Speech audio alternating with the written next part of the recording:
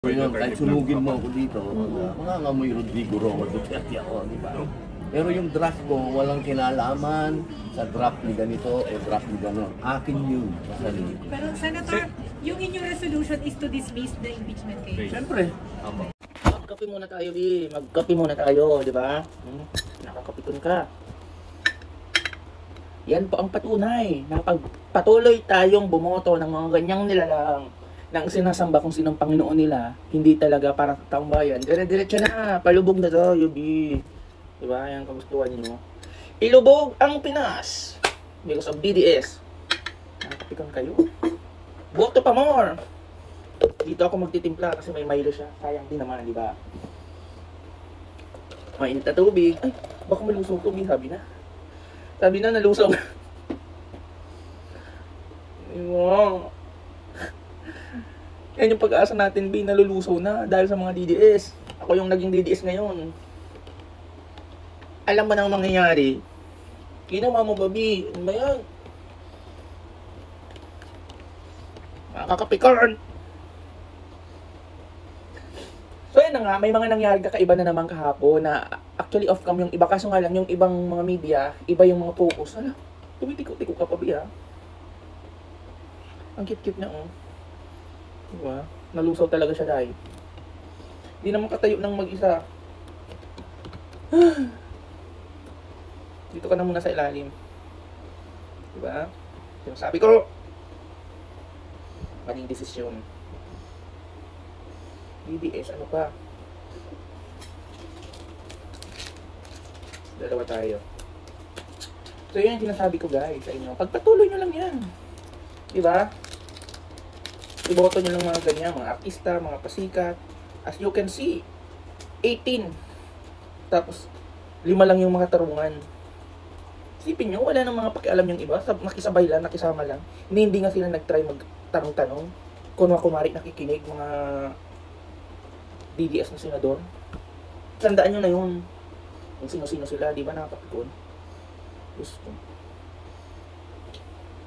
So, ang nangyayari nga, binalik unconstitutionally return sa sa House of Representatives. Tapos ang tingin ng mga Duterte, panalo sila. Saan kayo nanalo, B? Diyos ko, sa pelikula talagang sa una nanalo-nalo ang kasamaan, kadiliman, o di ba? Ganyan na ganyan din kayo bago makulong si Digong. Ano? Kahit hindi ma-impeach si Sara, ma-ICC yan, sigurado. Ano yun? Siya namang sunod na magpipresidente, kuno. Pero habang nangakulong, ano yan? Pardon niya yung sarili. Walang ganun-ganun sa ICCB. Criminally. Ang isip na to. Siguro sa isip ni Sara, kung andito lang kayo, dito tayo sa quarry namin. Ganun talaga. Nakakapikon eh. Diba?